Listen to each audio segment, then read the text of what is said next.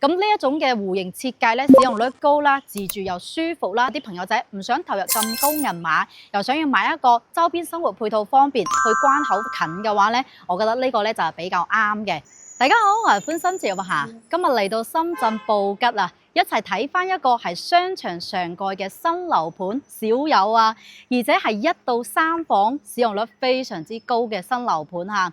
咁樓盤咧其實就喺我嘅身後呢度啦，係香港嘅發展商君豪集團打造嘅。呢一個樓盤其實翻關口都非常之方便嚇。咁首先隔離嚟緊嘅有2條地鐵線路，2個地鐵口啦，一個係現成嘅3號地鐵線草埔站。目前我哋搭地鐵咧5個站去到老街，7個站可以翻到羅湖關口。呢個地鐵嘅時間咧大概就20零分鐘到嘅。咁反方向坐1個站就可以去到布吉噶啦。如果我翻蓮塘關口咧就轉多1次線，大概都係37分鐘嘅地鐵時間可以去到啦。咁呢一個樓盤離草埔站咧大概有1.1公里左右嚇，行路就唔現實啦。可以揸個電瓶車或者喺樓盤門口搭公交車接駁過去都係 OK 嘅。6個站11分鐘嘅公交車時間可以去到啦。其實嚟緊仲有一條更快嘅、更直接嘅線路，就係17號地鐵線德興站啦。離我哋大概500米嘅距離啦，行路後期8分鐘可以去到。2028年開通之後咧，我哋直接由德興站坐到羅湖關口，只要7個站嘅地鐵時間21分鐘直達㗎。所以後期咧就可以喺呢度住，去香港返工啦。布吉呢個地方咧本身就係非常之成熟嘅老區域啦，包括我哋今日睇嘅屋苑啦，自己樓下咧有1.7平米嘅商業超市啊、影院啊、診所啊、食嘢買嘢都全部有齊晒㗎啦。呢周邊濕街市啊、肉菜市場啊，包括平民嘅底商全部都有齊晒，生活氣息就非常之旺嘅。咁包括呢一個樓盤，佢而家最新嘅產品咧，亦都係發展商嘅收藏之作啊！之前一直冇攞出嚟賣，而家最新加推俾到大家嘅。最細嘅單位咧係有1房29平方，77萬可以買到啦，首期款24萬，輕鬆上會。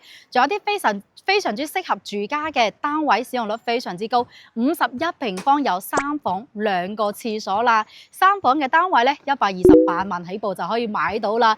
喺布吉呢個片區咧，真係非常之鄉下，因為呢個區域本身樓盤就少，新樓盤使用率咁高嘅樓盤更加之少啦。發展商部分贈送精裝修俾到大家啦，我哋公司咧再額外回贈翻家電大禮包或者3年嘅管理費。而家跟住阿霞一齊入去了解翻個最新嘅情況。我哋而家通過沙盤嚟了解翻樓盤嘅一啲基礎情況。呢個屋苑咧，君豪 Miss Park 係由香港嘅君豪集團開發嘅嚇，香港嘅發展商嚟嘅。咁呢個屋苑咧，其實整體嘅成熟度係非常之高噶啦，入邊有商場、有住宅，咁仲有公寓嘅產品嚟構成。其中住宅嘅單位咧係喺最入邊，已經全部賣晒入住晒噶啦。當其時嘅價錢都唔平啊，聽聞都要差唔多去到5-6萬蚊左右一個方啦。嗱，咁我哋公寓同住宅咧係分開管理嘅，各自有獨立嘅入戶大堂同埋各自獨立嘅活動區域嘅。嗱，咁首先我哋公寓咧係正前方呢2棟起身嘅模型啦，佢樓下咧就係2萬平方左右嘅一個 Miss Park 嘅商業嚇，所以真正係做到一個商場上蓋嘅一個公寓單位。落樓就可以逛街買嘢食嘢，係非常之方便嘅。我哋3樓咧仲有專屬嘅業主活動空間，有泳池啊、花園啊呢個活動嘅設施。嗱，咁包括我哋1樓廣場位置咧，仲有比較多嘅空地，係平時可以散下步咁嘅。咁我哋而家在售緊嘅產品咧，就主要係呢2棟公寓單位啦。先嚟睇翻1A 棟呢一棟，呢棟咧係3.6米層高嘅商務公寓單位。咁佢總高咧係26層嘅。嗱，咁積數咧最細就29平方1房。32平方1房1廳嘅單位就全部清齊晒啦，再大咧就去到57平方，直接做到3房1廁嘅設計。呢2種產品，另外咧就係4.5米層高嘅商辦公寓，位於2A 棟呢一棟。呢棟嘅總高咧係21層高嘅。咁呢邊在賣嘅積數咧只剩低2種啦，51平方3房2廁同埋53平方3房2廁嘅單位設計。所以如果係大積嘅話咧，呢邊嘅使用率咧會高翻好多嚇。OK，咁我哋呢個全部都係現樓啦，即刻買就可以即刻攞鎖匙。其中3.6米商務公寓產品咧係本身就有精裝修嘅，咁4.5米層高嘅商辦公寓產品咧就係屬於無批交付，亦都可以選擇加精裝修，不過就另外加錢咁嘅。大概呢邊加嘅精裝修費用係15萬蚊左右啦，有埋全屋嘅冷氣、廚房3件套，可以做到明火煮食咁嘅。管理費咧就係直接6蚊一個方啦。嗱，咁呢個停車位比例咧有1:1嘅，月租卡咧都係350蚊一個月就可以啦。OK， 咁我哋而家直接上去實體樓去睇翻個示範單位嘅情況。而家上到1A 棟14樓位置，呢棟咧就3.6米層高嘅商務公寓產品啦。佢每一層咧係有4梯24伙，比較特別嘅咧係有少少似回字形嘅空間，中間有個好大嘅天井採光同埋通風咁嘅，同我哋平時睇嘅嗰啲公寓咧就唔係太一樣啦。平時都係一字排開，呢一伙咧就29平方，可以做到複式1房1廳嘅設計。呢個大部分都係交樓標準嚟㗎啦，因為佢本身就精裝修。入門右手邊咧就個廚房嘅位置，上下櫃呢啲包括廚房煮食嘅3件套，發展商都有所贈送嘅。嗱，咁呢個星盤咧就真係細咗少少，洗個生果得，但係我覺得洗個煲有少少勉強嚇。到時候可能要即係改一改或者買細啲嘅呢個器材啦。呢個位置咧就係一個智能密碼門鎖嚟嘅，非常高級嚇，可以拉翻落去抽上嚟輸密碼都係 OK 嘅。咁佢嘅廁所位置咧29平方，呢個空間廁所位咧都算夠用啦。坐廁、洗手池、鏡櫃呢啲有啦。佢企缸嘅位置咧就比較大嘅。嗱，咁佢推拉堂門啦，入翻嚟嘅話咧，呢度差唔多有1.3米左右嚇。呢個高度嘅話咧，都有去到2米左右嘅，所以話唔會話特別矮嘅嗰種，大家唔使驚嚇。呢個空間完全夠使用嘅。不過呢度咧有少少嘅高差設計，所以到時候行路咧就注意翻少少啦。樓梯底下邊咧預留咗個好大嘅凹位，到時候可以直接擺個雙層嘅雪櫃啊！我哋公司贈送翻俾到大家。入翻過嚟咧就係1樓嘅呢一個廳啦。個廳非常舒服，因為佢直接3.6米做咗一個鏤空嘅設計。其實呢一個地方咧，佢嘅闊度係比較大嘅。嗱，咁我直接實測一下，可以感受一下。呢個闊度咧有3米嘅一個闊度。嗱，咁呢個位置咧，到時候可以做翻個細細地嘅餐邊櫃，或者2合1飯台加埋一齊。到時候咧可以喺呢度2人開餐，呢度咧可以擺翻個梳化，因為有3米嘅闊度，對面擺個55寸嘅電視都係 OK。而且咧，佢呢個雖然話係向北向下，我打開個露台好斜風啊！呢個佢出翻嚟嘅話咧，係有個細細地嘅露台仔，有高低差咁嘅。呢個位置咧，到時候可以擠得落一個細型少少嘅揭蓋洗衣機咁嘅嚇。嗱，呢個位置唔使點加都得，預留咗有個去水位同埋水龍頭呢個位置都有噶啦。所以話到時候洗衣機擺喺呢度，上邊可以晾衫，望翻出去咧就向住個北向睇翻前方嘅公園嚇，非常之靚，好開揚。14樓啦，其實實際賣嘅係頂樓26樓，咁景觀咧會更加之闊啲。OK， 嗱，咁我哋再由側邊呢個位置上去嘅話咧，就係屬於個閣樓嘅位置。攝影師帶大家上去望一望嚇，上邊閣樓嘅空間咧就差唔多係1.2米左右，企唔直噶啦，可以瞓夠米半床褥，再加埋個儲物櫃咧係完全冇問題嘅嚇。OK， 頭先咧我漏咗一個位置冇同大家介紹到，就係佢呢個樓梯底隔離呢度咧係仲有2個格位，到時候可以擺翻啲儲物嘅空間嘅。嗱，咁平時如果話擺鞋，其實我覺得 OK 嚇，喺呢度擺做翻啲隔層板或者細型嗰啲鞋架擠入去，咁呢個地方咧就可以擺下鞋啦。OK， 咁講翻29平方咧，在售嘅單位就係26樓頂樓呢一層，啱啱加推新鮮滾熱辣，77萬到80萬之間，3成首期24萬，10年月供5390蚊就可以輕鬆上會啦。咁我哋再去睇翻個57平方嘅複式3房。3.6米57平方咧就有3間房啦。入門嘅右手邊係個廚房位置 ，L 型嘅廚房空間。咁呢個咧就都係要用電嚟煮食噶啦嚇。咁交樓標準咧就一樣。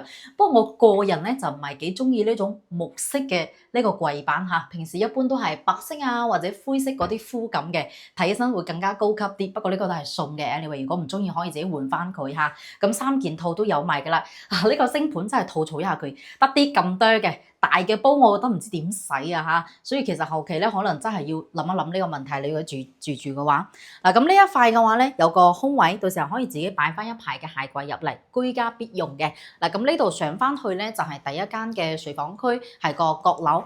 嗱咁呢個閣樓嘅空間咧上邊都係企唔直噶啦，擺咗1.5米嘅床墊啦，可以做個客房，或者話平時做翻個儲物嘅空間，亦都係 OK 嘅。唔想爬樓梯嘅話咧，我哋1樓就有2間嘅睡房區，所以都唔使擔心嚇。呢個位置咧就係屬於個廳嘅位置啦。佢高度咧有3.6米，所以呢一個廳咧有少少別墅 feel 㗎。同埋個闊度咧對比頭先29平方嗰個咧都會大翻少少嚇。頭先嗰個係3米，呢個係3.18米，即係闊多20公分左右啦。如果你想要喺呢度做翻個飯廳嘅位置 OK 嘅，如果你唔想做嘅話咧，就直接做翻個梳化，中間擺翻個台。飯廳同埋客廳2合1嚟用，對面擺個電視機都係 OK 嘅。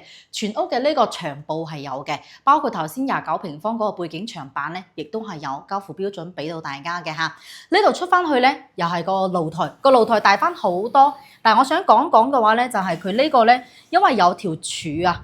即係屬於外立面嘅一個設計形式，所以就唔係話直接望翻出去無遮擋嘅景觀，有少少嘅呢個遮擋嚇。我哋直接睇下個 view 先，一樣都係北向嘅景觀，望住個公園景嘅。嗱咁呢一個單位咧都係26樓高度嘅，實際賣嘅單位係26樓，呢個係14樓嘅位置嚇，實際賣更開揚啲。個露台咧闊翻好多，可以直接擺洗衣機、擺滾筒、乾衣機都 OK 嘅。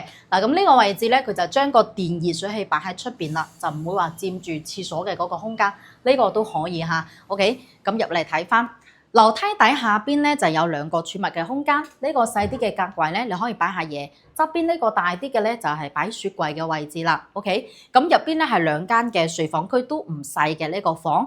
嗱，先睇翻呢一間房咧，佢就擺咗張大概係1.2米嘅床褥，呢度係落地嘅玻璃窗，做咗單面落床，其實擺1.5米，出多30公分，完全冇問題嘅。呢邊衣櫃咧可以做2扇啦。如果話唔夠嘅話咧，其實可以做一個 L 型嘅衣櫃嚇，呢邊嘅空間就唔好嘥佢。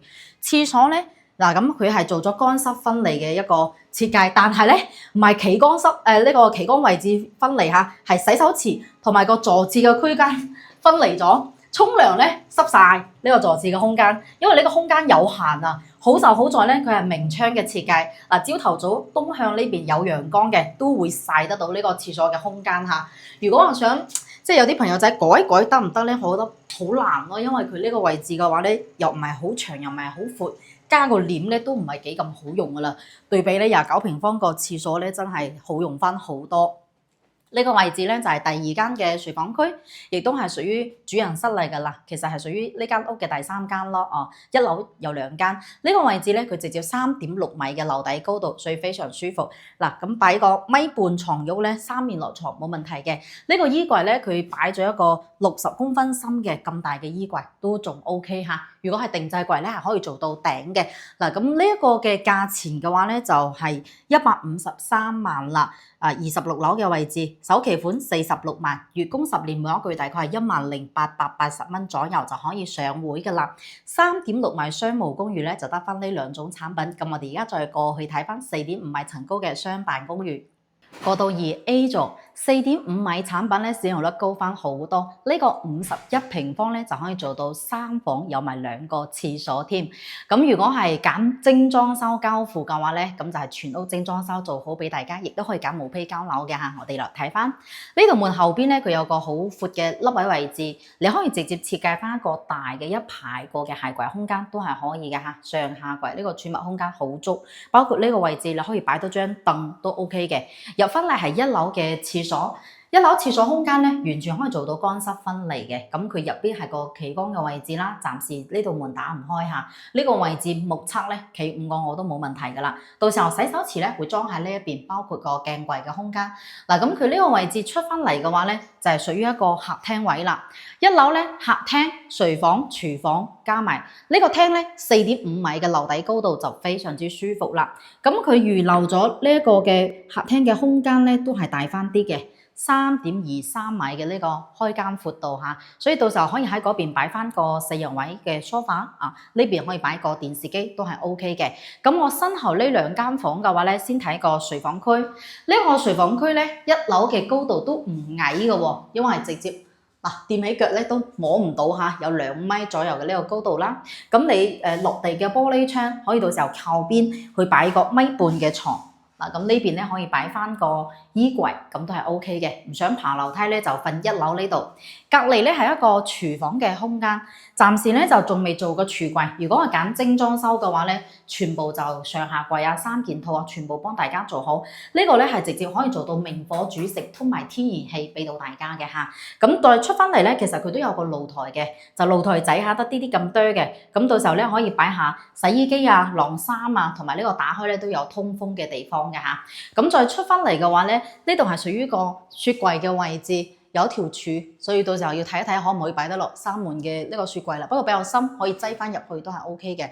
嗱，咁呢個到時候我哋公司贈送啦。上去咧就係樓梯，上邊有2間嘅睡房區加埋個廁所。呢個樓梯係我拍過複式產品咧最闊嘅樓梯啦。樓梯邊咧仲可以做翻嘅儲物櫃嘅空間。咁呢間房咧就係最大嘅睡房啦，因為呢個房咧佢非常之長啊，呢個房間又長又闊，1.8米床冇問題嘅，而且呢個樓底高度咧，哇摸唔到，都係有差唔多2米咁上下嘅。呢邊擺床啦，靠窗邊嘅位置可以擺翻個書台。嗱，咁攝影師企嘅位咧，你就可以做翻個衣帽間，都係冇問題嘅。咁佢呢種複式嘅設計咧，不可避免有啲過渡位置就有少少嘥啦，呢個空間嚇。咁啊，基本上用唔到嘅。其實呢個位置咧，入去係仲有個洗手間嘅，未打開嚇，做得唔係好大。入邊咧有坐廁區域同埋個洗手池、沖涼室咧就喺1樓下邊噶啦。呢度冇做沖涼室嘅。嗱，對翻過嚟咧，仲有第3間房就稍微細少少，可以到時候擺個1.2米左右嘅床褥啦，靠嗰邊擺。呢邊咧可以利用個凹位做翻一部分嘅儲物櫃嘅空間，咁都係 O K 嘅。嗱，咁呢一個嘅話咧，佢就都有個單獨嘅採光嘅面嚇，咁呢種推拉窗嘅形式都幾好啊，因為呢間房咧就係個暗房嚟嘅，咁樣子設計嘅話咧，通風採光都冇問題。咁呢一個51平方嘅價錢咧都睇翻嚇，128萬到140萬之間，樓層咧就係18到20樓嚇，頂樓係21層。OK， 首期款1.5成係3成咧係39萬，月供10年咧大概就係9050蚊左右。咁仲有個53平方大啲嘅3房，都過去望一望。53平方嘅設計咧，左手邊 L 型嘅係位空間都可以利用得到。對面咧就係個廁所位置。其實呢個廁所嘅設計咧，同啱先嗰個非常之相似。我諗唔明白咧，點解佢唔做一個長方形，要做一個矩形呢個棱形咁嘅感覺嚇。咁到時候同樣都係乾濕分離，可以直接做得到噶啦。對翻過嚟咧，1樓亦都係呢個客廳嘅空間佈置非常之相似。嗱，咁呢個闊度咧，大2個方其實。呢個空間咧，我感覺差唔多好遠嚇。呢個廳反而都細翻少少，3.12米，所以佢可能係睡房區嘅空間大咗啲。呢個廳咧都係4.5米嘅樓底高度噶啦。咁對翻過嚟個廚房嘅空間咧就有所變化啦。首先個露台闊落咗好多。嗱，呢個露台嘅位置嘅話咧，擺洗衣機、晾衫完全冇問題嘅嚇。打開窗咧，仲非常之通風，亦都係可以做到明火煮食啦，猛火炒餸都係冇問題嘅。咁隔離呢個睡房區咧，對比啱頭先咧，都大翻啲啲嚇，同埋佢採光面多咗好多。頭先得一半，呢度咧係 double 嘅採光面積，所以呢間房變光猛咗。1.5米嘅床。嗱，可以做到3面落床㗎，呢間房咧就大啲。嗱，咁雪櫃咧預留喺呢個位置啦。雪櫃位咧都闊落少少嚇，下邊係一個掛電視機嘅地方。咁呢個樓梯上去咧就陡峭少少喎。頭先嗰個咧係比較平直咁嘅，呢個上嚟都抵力啲嚇。咁佢嘅2樓呢個房咧一樣都係好大嘅，同埋咧我哋有啲朋友仔比較擔心閣樓嘅採光。嗱，呢啲玻璃嘅設計形式嘅話咧就唔會啦。嗱，咁我哋呢間房好通透啦，對面嘅話咧都係可以直接採光嘅。如果驚隱私性咧，到時候加個簾喺呢度，日頭要採光咧打開佢，夜晚咧可以兩邊都拉翻個簾仔就比較舒服啦。1.8米床冇問題嘅，同樣都係可以做翻個大書房嘅套間咁設計都係 OK 啦。